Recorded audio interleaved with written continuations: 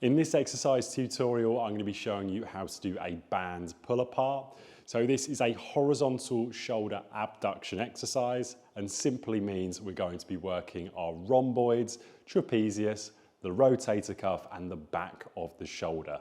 So if you think about the scapula, the shoulder blades, we're going to be retracting them, pushing them together during the motion. So we're going to be bringing the shoulder blades together as we pull the band apart. So first things first, what I want you to do is if you've got a band like this, one of the looped bands, you generally find these in commercial gyms, what you can do is you can have your start position, so completely straight between the shoulder and the hand, and then from here just slightly wider than shoulder width apart. And then from that position, you're going to pull the band out. And as you're pulling the band out, what I want you to do is squeeze your shoulder blades together and then slowly come back to your start position.